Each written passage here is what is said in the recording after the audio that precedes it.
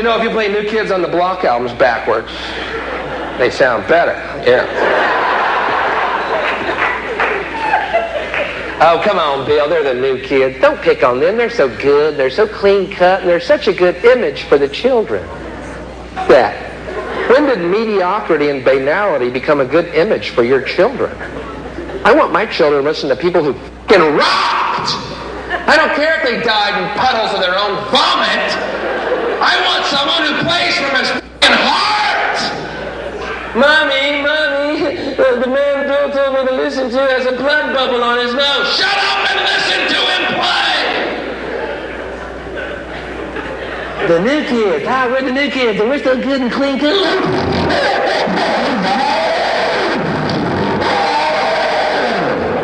We're so clean cut.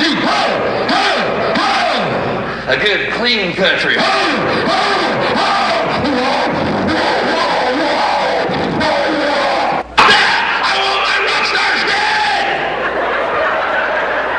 I want them to f***ing play with one hand and put a gun in their other hand and go, I hope you enjoyed the show! Yes! Yes! Play from your f***ing heart!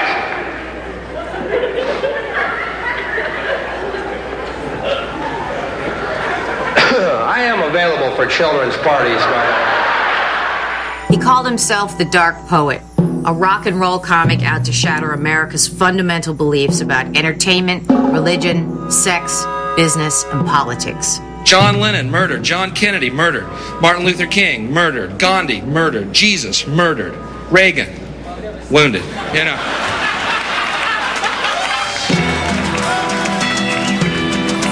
The New Yorker magazine called him a renegade comic genius in a class all his own. Rolling Stone named him Hot Comic of the Year.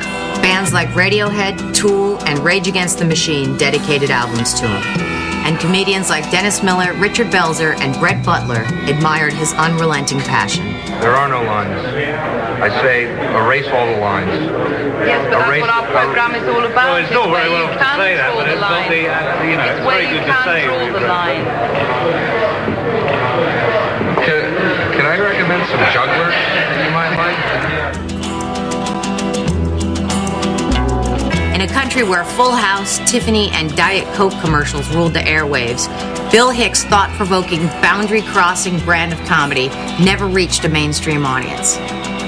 Meanwhile, in England, his work aired uncut on national television, and he played to standing room-only crowds who watched him speak out uncensored against American apathy. Go back to bed, America. Your government has figured out how it all transpired. Go back to bed, America. Your government is in control again. Here's American gladiators. Watch this. Shut up. Go back to bed, America. Here is American gladiators. Here is 56 channels of it. Watch these pituitary retards bang their skulls together and congratulate you on living in the land of freedom. Here you go, America. You are free to do as we tell you. You are free to do as we tell you. On October 1st, 1993, in his final battle in a 10-year war with censorship, Bill Hicks became the first comedy act to be completely cut from The David Letterman Show. It wasn't his language, but his anti-establishment jokes that had broadcasters too scared to put him on the air, and the Outlaw Comic was silenced forever.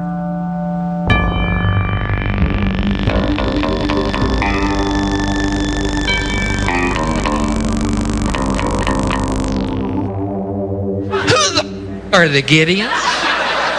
Ever met one? No. Ever seen one? No. But apparently, they're everywhere, running around, putting Bibles in hotel rooms. Every hotel room, this Bible was placed here by a Gideon.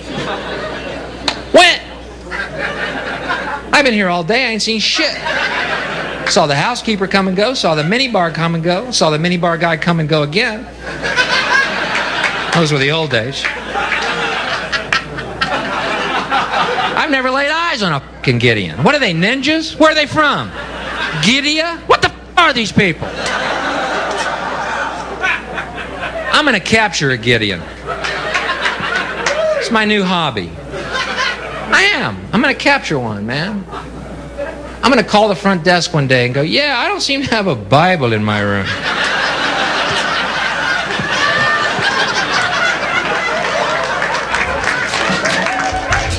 On February 3rd, 1978, 15-year-old Bill Hicks snuck out his window and began performing at a Houston strip joint / comedy club. His early routines featured bits about school life and exaggerated imitations of his parents. We're open house night. Open house night. Your parents go up and talk to your teachers, find out you've been lying through your teeth. His name is Bill?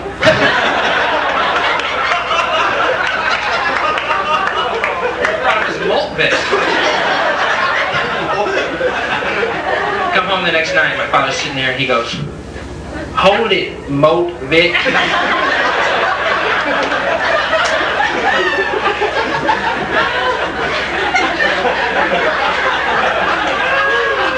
Went up to school last night and I talked to your teachers and I talked to Miss Jones and she said you called her a frothing slug.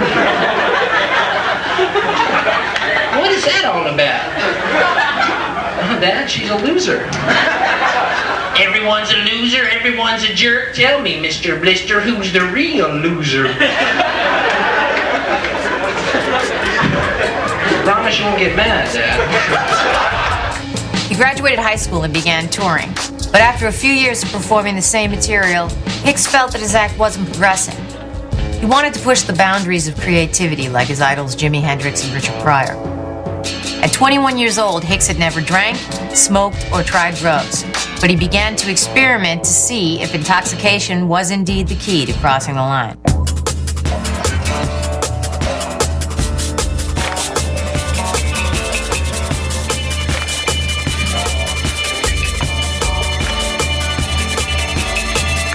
Take a shot of Jack up here to drink with my fine and fuzzy friends.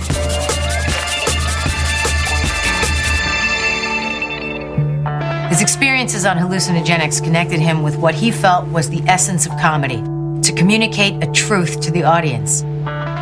Any Jewish people here tonight? Yeah. You Jewish? It's curious, man. The guy goes, "I hate Jews." And I said, "Why, man?" He goes, "Because they killed my God." He believed that, man. Shit.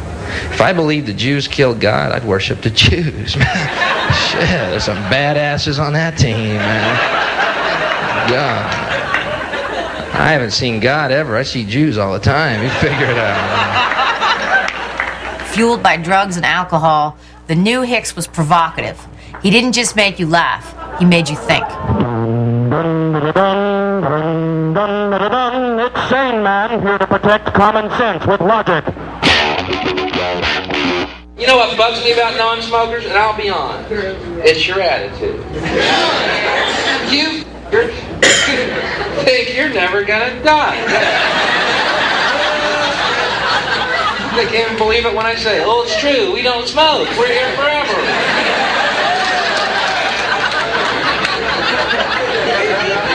Where do you come up with these little fairy tales? Can I tell you a story real quick? Non-smokers die every day.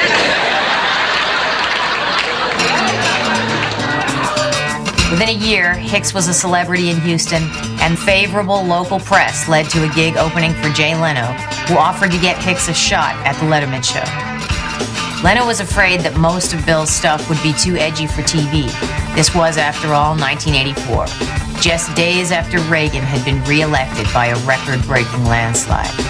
So Bill prepared some of his older material that he thought would be more TV-friendly. I hated school, man. I had no luck in school. One time in first grade, our class had started. I'm sitting down. Guy next to me yanks my chair out from under me.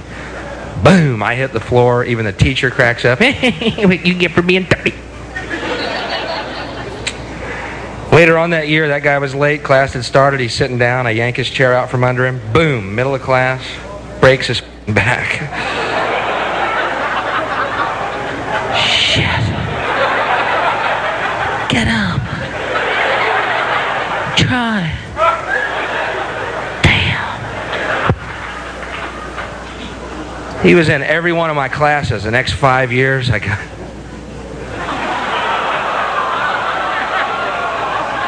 Real funny, Hicks.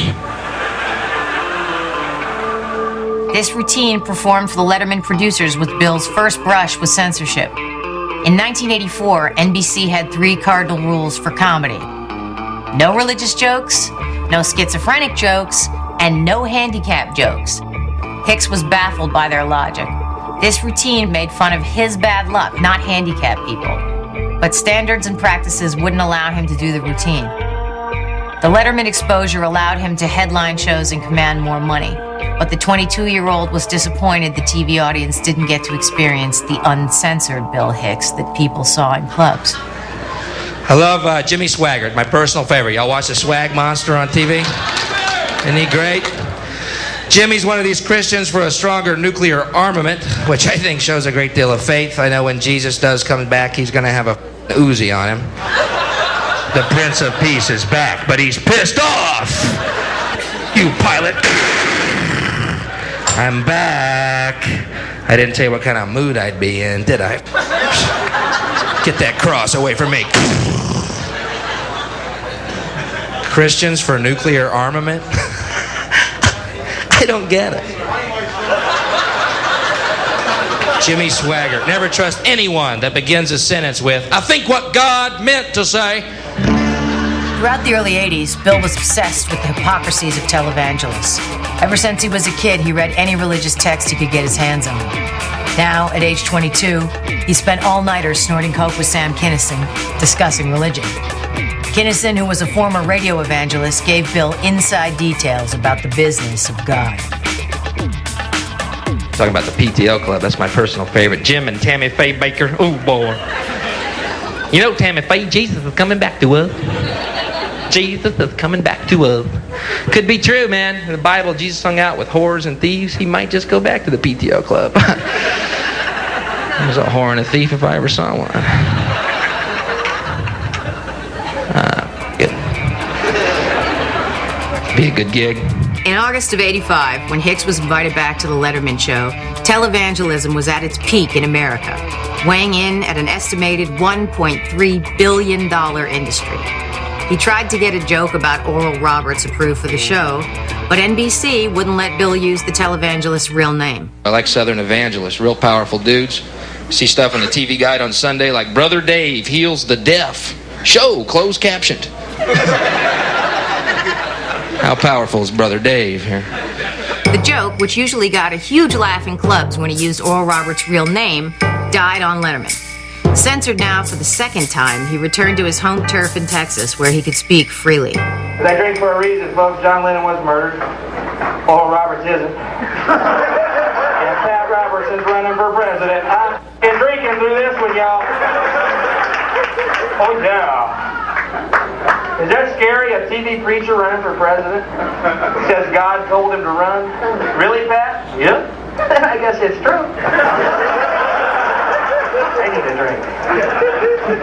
I was pretty scared about that, but then it occurred to me God hadn't told me to vote for him, so... Go ahead and run, Pat.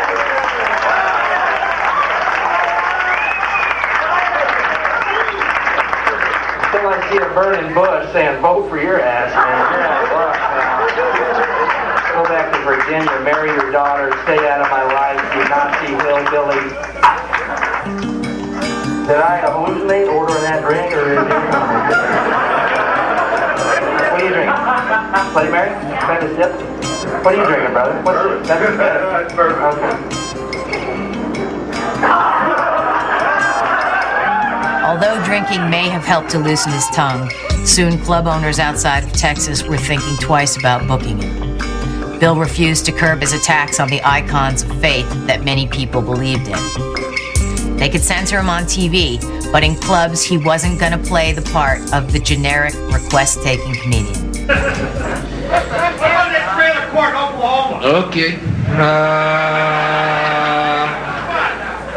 Come on now. What? Am I a jukebox? Stick a quarter in his butt. Push A12.